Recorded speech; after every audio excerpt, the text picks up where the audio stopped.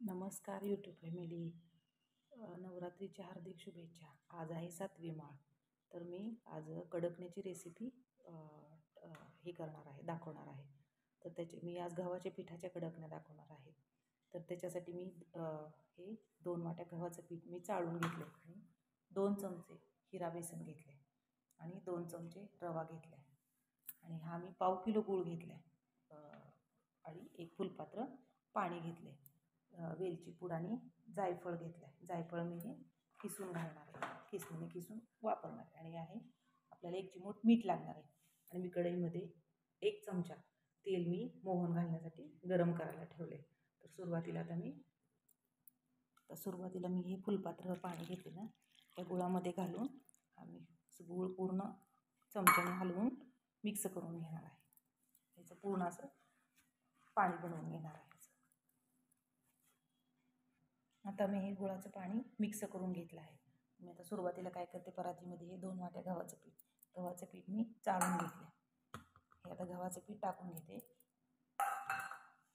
ह्याच्यामध्ये 2 चमचे, एका वाटीला 1 चमचा असं मी 2 चमचे बेसन घेतले आणि 2च चमचे बारीक रवा घेतला.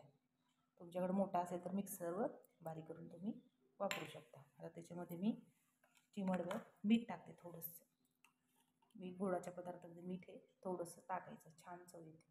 मीठ टाकलं त्याच्यानंतर आपण ह्याच्यामध्ये आता वेलची पूड टाकून घेणार आहोत.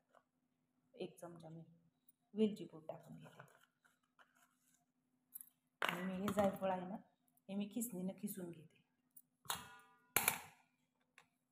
अरे बघा, असं खिसणीवर जायफळ ताजं खिसून घातलं ना, वास छान येतो. आणि मी आता ह्याच्यामध्ये खिसून घातले. आणि मी काय करते, हे सगळं हाताने हे मिक्स करून घेते. मी सगळं मीठ वगैरे आपण घातले ना, हे सगळं असं मिक्स करून घेते.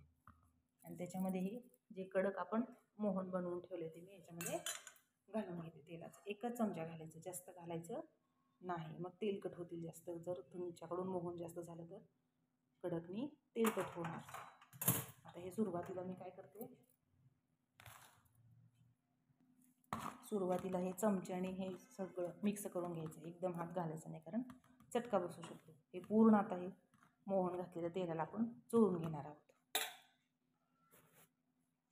तर हे बघा, मी गाळणीने हे पाणी आता गाळून घेतलं ह्याच्यामध्ये. तर मी आता काय करणार आहे, त्याच्यामध्ये थोडं पाणी घालून, गुळाचंच पाणी मी गाळून घेतलं. थोडं घालायचं, एकदम घालायचं नाही, पीठ पातळ होईल. थोडं घालून मी हे मळून घेते. घट्टसर गोळायचा बनवून घेते. तर हे बघा, अशा प्रकारे आपलं आता पीठ घट्ट मळून झालं. आता हे 10 मिनिटासाठी झाकून ठेवायचं आहे. लगे करायचं नाही. आपण ह्याच्यामध्ये रवा घातला आहे ना, तर हे सगळीकडे गोडी उतरण्यासाठी हे 10 मिनिटासाठी तरी झाकून ठेवायचं पीठ. आता तर हे बघा, हे आपलं पीठ आता 10 मिनिटं मुरलेलं आहे छानपैकी. त्याच्यात मी थोडंसं घेऊन हे छोटे ह्या आकाराचे मी गोळे बनवून घेतलेले आहे. तर आता हे काय करायचं, हे मी गव्हाचं पीठ घेतले, ह्याच्यामध्ये 1 गोळी घेऊन थोडंसं असं लावून मी ह्याची हे लाटून घेणार आहे. एकदम पातळ लाटायचं. तर ह्या बघा, मी अशा एकदम पातळ लाटून घेतलेलं आहे.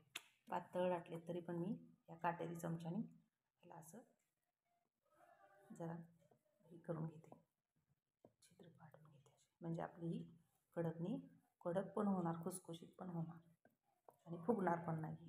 म्हणून हे असं करून घ्यायचं. तर मी आता अशा सगळ्या करून घेते आणि तळते. असं करून घ्यायचं.